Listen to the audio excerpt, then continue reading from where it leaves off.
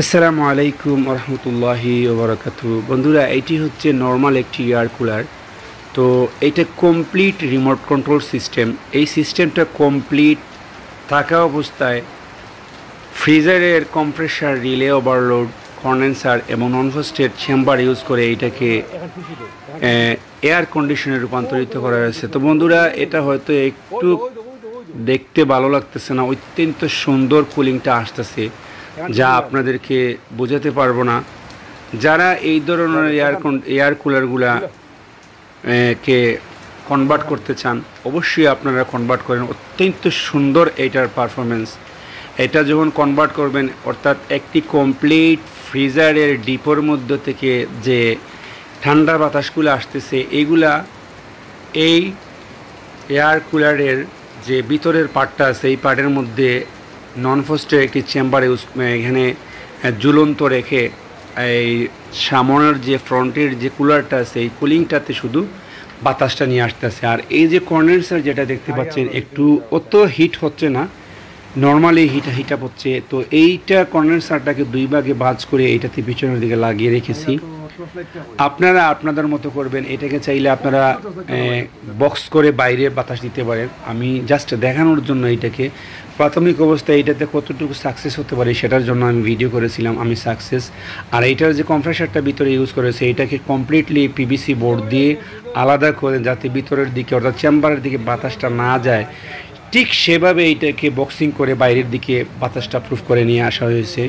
আর এই যে চেম্বারের বাতাসগুলো আপনারা চাইলেই ছোট্ট চেম্বার ইউজ করে, অর্থাৎ আরও ছোট্ট 3টি ভাগে বিভক্ত করে বাজ করে চেম্বারটাকে ছোটো করে আপনারা বক্স করে বাইরে বাতাস নিতে পারেন ম্যাজিক পাইপ দিয়ে।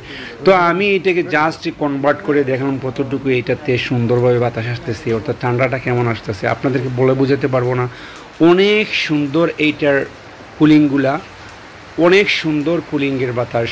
আপনাদেরকে কি বলবো, এটা যদি প্রাথমিক অবস্থায় এই যে কন্ডেন্সার যেটা আমি বাইরের দিকে গেতে রেখেছি, সেটা আপনারা 3 ভাগে বিভক্ত করবেন, বাজ করে এটাকে আরও ছোটো করে নেবেন। আমি জাস্ট প্রাথমিক অবস্থায় ট্রাই করেছিলাম কীভাবে এটাতে ঠান্ডা বাতাসটা আসে।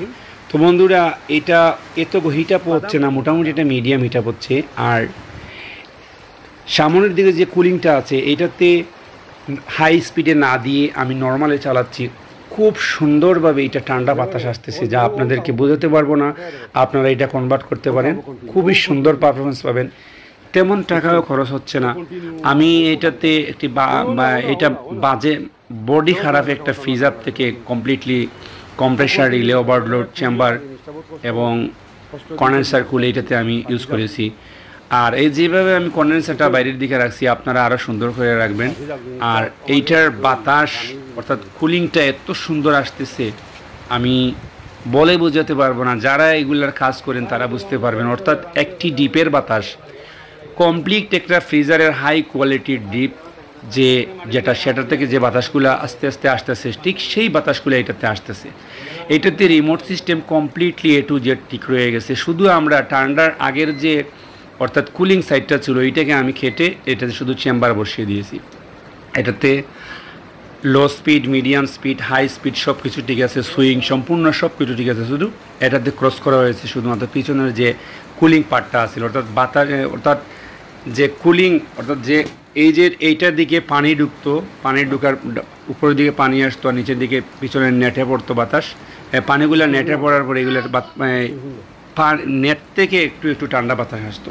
তো বন্ধুরা, এখন আমি এইগুলোকে কমপ্লিটলি ক্লোজ করে এইটাকে আমি কমপ্লিট রূপান্তরিত করে ফেলেছি।